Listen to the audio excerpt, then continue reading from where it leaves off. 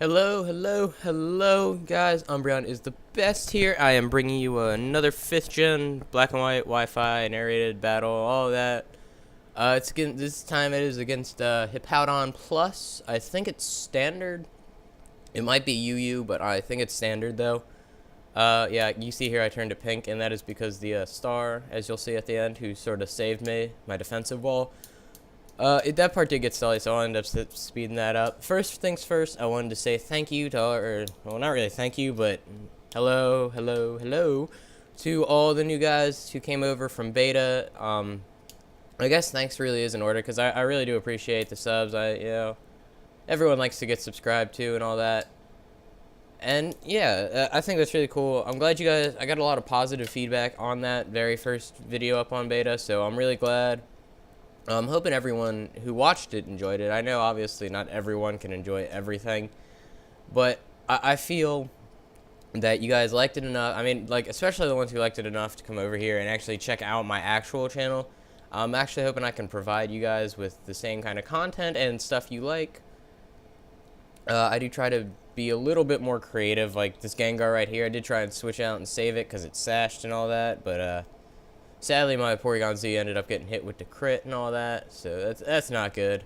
But you know, it's Porygon Z, so yeah, it's frail. It probably would have. It wouldn't. I don't know. I don't want to say it would have died, but his Sharpedo would have gotten the speed boost. I mean, I would have brought it down to its sash, because I do believe it's sashed. Because I would have been able to outspeed, because it was actually a scarfed Porygon Z. But whatever. I just go for the Drain Punch with Gengar. It almost kills this thing, so it wasn't. I was actually hoping I could at least bring it down to a sash, but it actually might not be sash just because it keeps going for the crunch, and I actually bring out Arcanine here, and he doesn't go for Aqua Jet. I am able to hit him with the Extreme Speed, and I find that Extreme Speed I definitely think is a very, very good move just to carry on an Arcanine. Obviously, I do believe like everyone who runs Arcanine runs it. But it can actually save you a lot in the long run. And he's got a Haxorus out here. These things still kind of scare me because they are still pretty beast monsters. 147 base attack. He goes for the Earthquake, and I go into my D-Wall that I was talking about. The all-pink, all-powerful Slowbro. I do make the mistake here. I actually go for Toxic.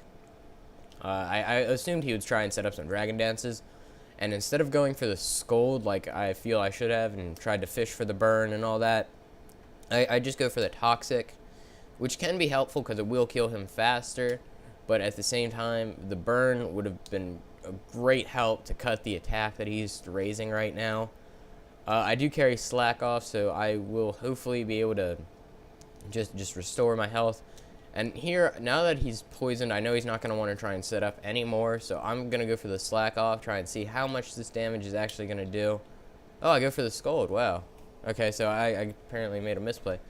I assumed I would go for the Slack off just to see how much his hit would take, how much I would take. It does seem like I'd be able to heal off the damage here. So I think that's what I'd probably do this turn, because I know the second Dragon Claw is coming because I attacked last turn, so he's not gonna, he's not gonna try and set up. And I go for the Slack off just to, well, obviously get some more toxic damage on him and heal up just so I can hopefully hit him again. I think Slowbro, especially in 5th gen, it definitely got that wonderful help with the it got the Dream World ability Regeneration. Which, if you don't know, like when you switch out, it heals you by like 1/3 of your HP. So when you come back in, you got even more health, which is just great.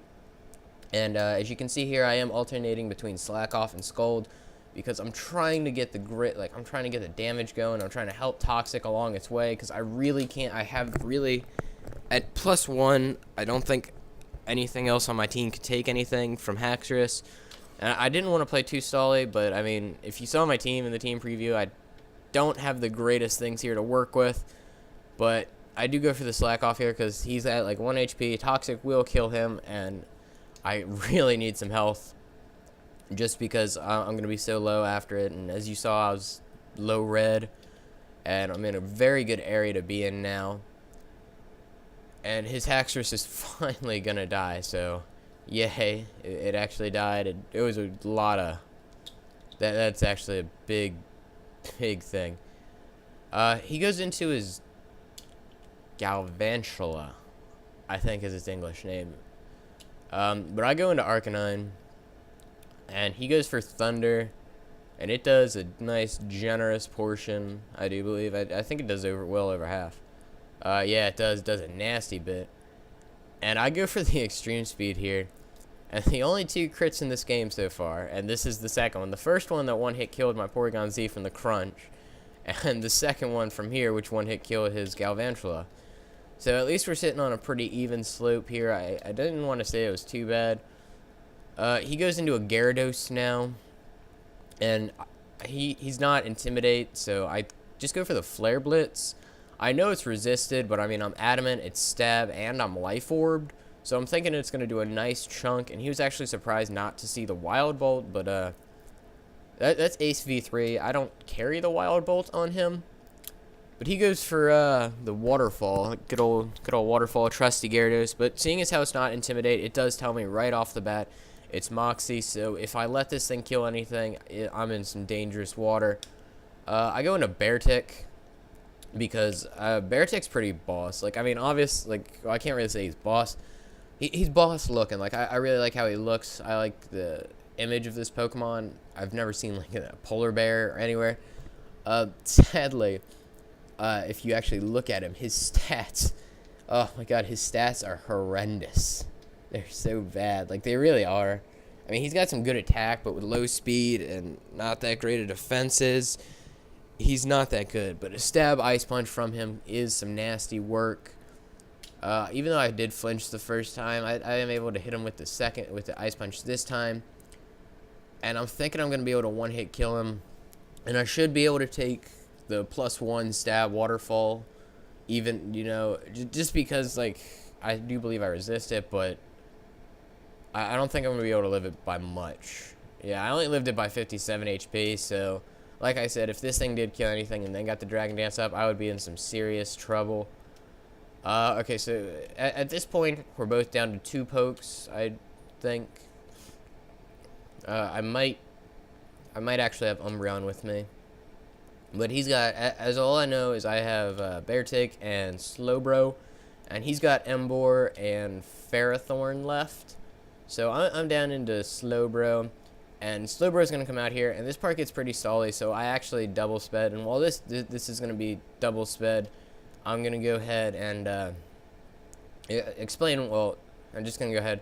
The whole reason I haven't been uploading and the reason the walkthroughs have kind of stopped and all that is because I've been having a lot of technical problems, and like when I'm recording it, it just doesn't want to record right, and it skips frames, even though my frame skip is at 0, and there's chunks missing for the video, and I'm thinking I've gotten everything done. And the whole reason the battles haven't been up is because it hasn't wanted to, it just hasn't done anything right. Like, every time I go to record, it doesn't record the battle, and when I go to play it back, the ones that do record, instead of recording in WMV like they're supposed to, it records in like AVI, and it's just so bad, and I can't work with it, I can't narrate it, and anything like that. But luckily, I do believe I've gotten everything fixed, so I think I have 4 battles already, including this one, so I'm hoping to get them all up this week, and, you know, any other battles I have will definitely be going up. And here, as you can see, my tactics are obvious, and just letting him kill himself with Wild Charge while I slack off the damage, and I prepare for whatever's next, because at this point, I did not know what his last Pokemon was. Like I said, it was Ferrothorn. And this Slowbro is actually the perfect, it's just like the perfect counter to Ferrothorn. I know I can be hit by the super effective power whip and all that, but after the last slack off, I'm in a great deal, and I carry Flamethrower on my Slowbro, and that's going to be game after the second one, so I hope you guys all enjoyed it. Like I said, everything should be fixed. Thanks again from everyone who came over from beta. It was a great game. You're going to have to go check him out. I'll definitely leave his link in the description, and